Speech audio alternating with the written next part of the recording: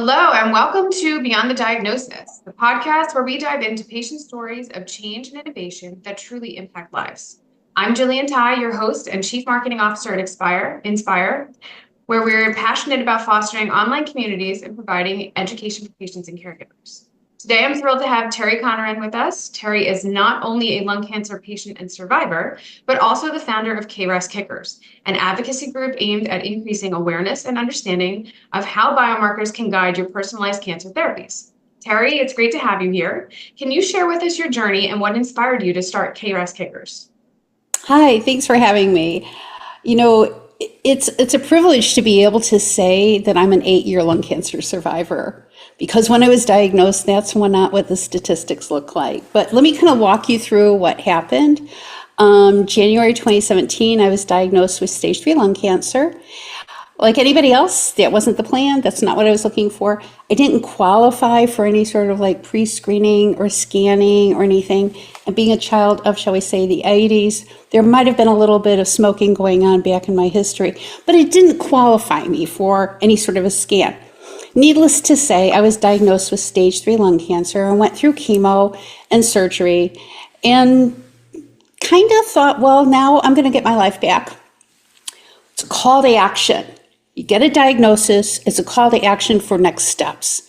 So I got involved with some exercise classes and cancer group and started hearing about different things and different options that patients have for like resources that I wasn't aware of. So it gave me enough information to ask, but it became really clear that lung cancer patients have different availability and different issues than, say, breast cancer or prostate cancers or something. And so I got involved with a lung cancer group. And at the lung cancer group, that's really where I started hearing about biomarkers and mutations. And to be honest with you, the first time I walked into that room, and it was a room full of people that looked like you and me. I mean, they looked like normal human beings, which was first a relief. But secondly, I noticed that they kind of broke up into different groups of people with like names, and they sounded like Star Wars things, like EGFR and ALK and TKIs and all these things. I didn't know what they were. Well, I'm a need to know sort of person. And so I started asking my doctor, what is this? And what's this mean? She says, well, those are the biomarkers. And we did biomarker testing, and you don't have any of those biomarkers. Well, that wasn't quite accurate. What was accurate is they did biomarker testing. What was inaccurate was I had biomarkers and it was on my first test. I just didn't know enough to get a copy of the actual report showing the genetic and genomic makeup of my cancer. I didn't find that out till a second opinion 2 years later. And when I found out 2 years later, after 2 sad recurrences, happy to say I was able to get back to no evidence of disease, underlying how important it is to be vigilant about going and following up continued scans after treatment. But after the second recurrence, I went out for a second opinion, and it was a second opinion doctor that gave me a full report and said that I had KRAS. Completely expecting to see an existing group out there like there were for these others, I just went online, started looking around, and there wasn't a group. Well, retired PTA moms need to know, how do I connect? What do I sign up for? And how can I get connected with somebody that's like me? So I did no group. I started a Facebook group. So this was January 2020, right before COVID started happening. And we started a Facebook group called KRASKickers because all I wanted to do was understand KRAS and kick cancer's KRAS, or however you say it. So the Facebook group started, and the Facebook group subsequently has turned into a nonprofit that's been going for close to 5 years now. And as a nonprofit, we've reached out beyond just lung cancer. We do all sorts of KRAS biomarkers. I'd love to tell you more about that. Yes, that was going to be my next question. Could we take a step back and let's talk about what a biomarker is and why it's important for these patients to know which biomarker they have and which types of cancer does KRAS typically impact? Okay, all right, research has changed, okay? Research has changed, okay? Since things have happened in science, what they found is that not just you have DNA in your body, but different cancer tumors have a different type of fingerprint, a DNA, or they call it a biomarker. That biomarker is often what drives the cancer. It's kind of used interchangeably with the term mutation. Sometimes you'll see like a fusion, but it's all a driving factor behind the cancer. It's not necessarily inherited, but it's within the cancer that's driving the cancer tumor. Typically in lung cancer, and quite across many different cancers, you'll see ALK, which is a fusion. You'll see EGFR. You'll see ROS1. You'll see KRAS. You'll see a number of different ones. You even see HER2. And within different types of cancers are different similarities that have different biomarkers within it. KRAS, for example, which is the one I'm most familiar with. KRAS is across the 3 deadliest cancers, and it's the most common of the oncogenes. It's the most common biomarker across all cancer types. Let me repeat that. The most common biomarker across all cancer types, and it's in the 3 top deadliest cancers. The 3 deadliest top cancers: lung cancer, pancreatic cancer, and colorectal cancer. Those are the most common places you'll see it. You also see it in appendiceal cancers, endometrial, other gynecological cancers as well. And that's what our organization has become to represent. We've gone and we've realized the importance of this biomarker being what's targetable, what impacts a patient's best journey for strategic decision making for treatment care. And so we've gone and we've taken KRAS and we've turned it into an acronym of what we want action on, what our importance is as patient and as a patient group. Knowledge, research, advocacy, and survivorship. And how we're doing that is by joining forces as a patient empowerment group, focusing very much on where you are right now today, where you are in your journey as a patient, and what it is you need to know about the research so you can advocate for your own survivorship. Yeah. And I was doing some research before this call, and I saw that 25% of lung cancer patients have that KRAS mutation. 90% of pancreatic patients have it, pancreatic cancer patients, and 40% colorectal. So this is not a small population. This is affecting a lot of people. So now my question to you is, how do patients advocate for themselves to get that biomarker testing and to find out what biomarker they have? Those are great first steps. First step is if you're diagnosed with cancer, you need to get the biomarker information.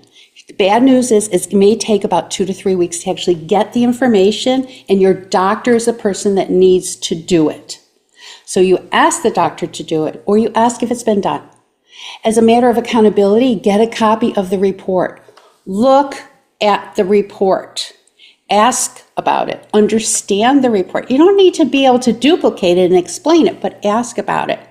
From the cancer diagnosis, from the cancer report with the genomics of it, the biomarkers, you'll see NGS testing. You can connect with other people that have the same type of biomarker, same mutation.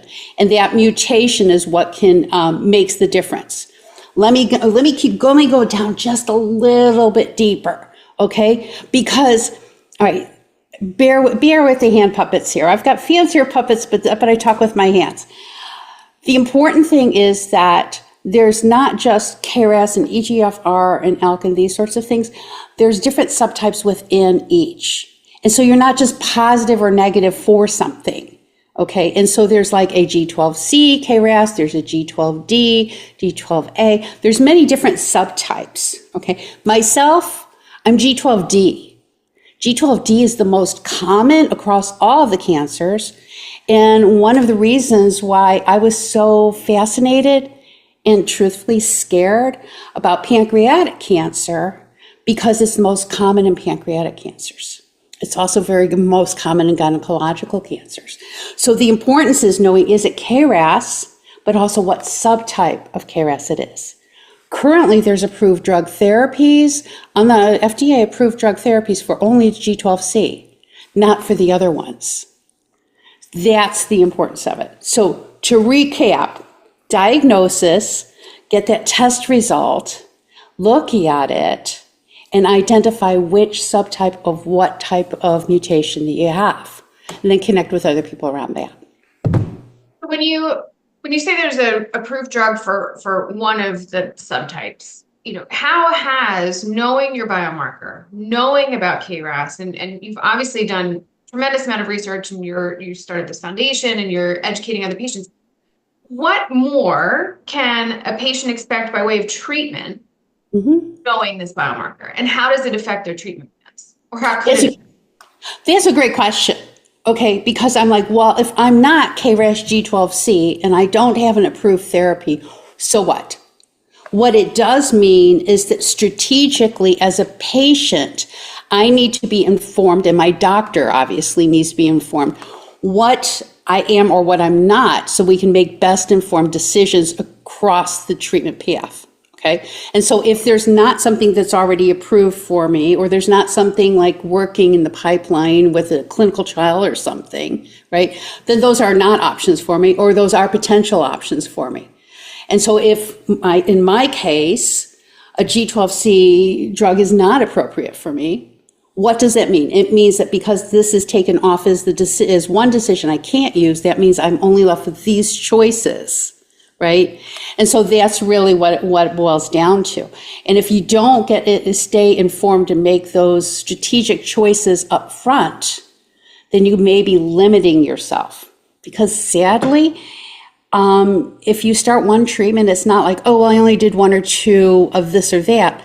Sometimes it makes a difference, and it sometimes can make such a permanent change in your body that you'll be excluded from, say, a clinical trial or limiting other options.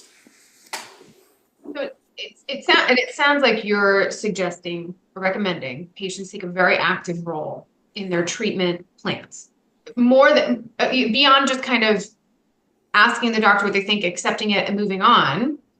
It sounds like you're suggesting, no, you should be kind of putting this together. This is your life, this is your treatment, this is going to impact every day until you're cured or in remission. So how do you recommend patients learn about how to advocate for themselves in that situation?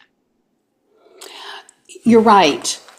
It's not just a matter, and there are people out there, okay, and when I went through treatment, I just kind of followed along with whatever the doctor said. Looking back, my husband was doing the research for me. My family members were doing the research for me. So although I wasn't the one actively making the decisions, okay, and getting the information, that's who really was on my behalf, because I really was just too ill to go through doing that. And so how people do it is, I think that you need to know the biomarker, okay, and then how do you advocate for yourself? You get a second opinion. You go outside of the existing space that you're in. If you're listening to an echo chamber, that's all you're going to hear, right?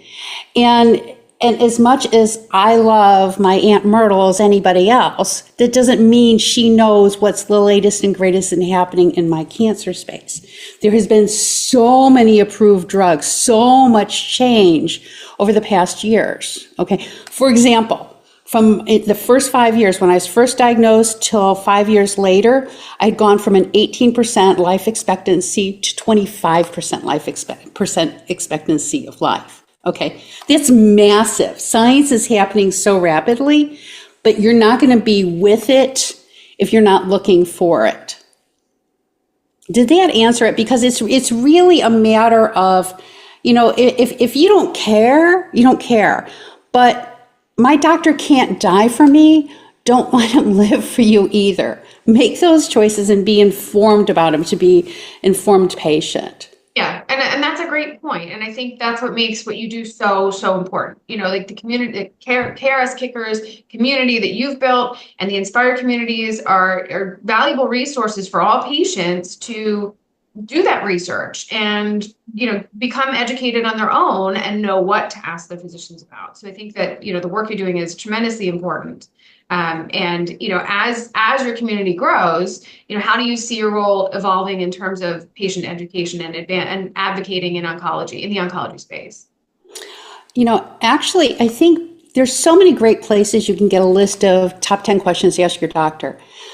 Where we seem to focus in KRASKickers is very much, what does that answer mean? And is that a valid answer? If I say to you, this is question number 5 on my list, and you say, oh yeah, that's a great question, blue. How do I know if that's a legitimate answer and what that means to me? And that's where we find ourselves very much involved in KRASKickers, is very much around patient education. Patient empowerment is how I like to call it, because it's not just a minor role of I just show up and there is no options. There are options. And you're going to hear from other people that, like you do in Inspire, you hear from other people that are walking through the journey right now.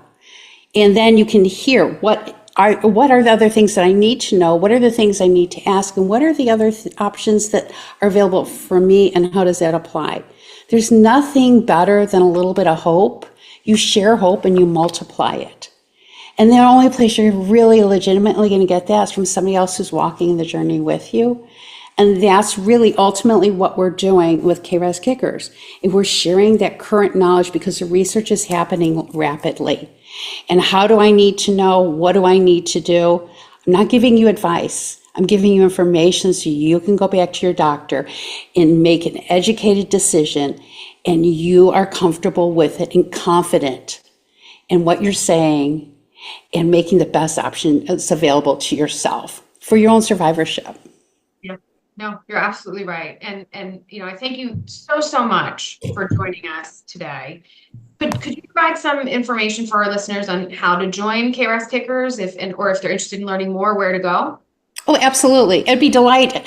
I would be delighted to connect with anybody. Okay. Best place to actually go is onto our website. We have a YouTube channel. We have a Facebook group. If you're really just kind of like looking for, say, the clinical trials or just kind of the latest and greatest events that we've got, it's KRASKickers.org, KRAS, like right over the shoulder, kickers.org, because we're here to walk along with you to get cancer's KRAS. I love your tagline. I really do. I'm sorry. Yeah. No, I love it. It's great. I just think everything you're doing is wonderful. It is a great organization. I can't thank you enough for joining the podcast. And please visit the KRASKickers website as well as inspire.com to find your community. And thank you again so much for being here, Terri. I really appreciate it. Thanks so much.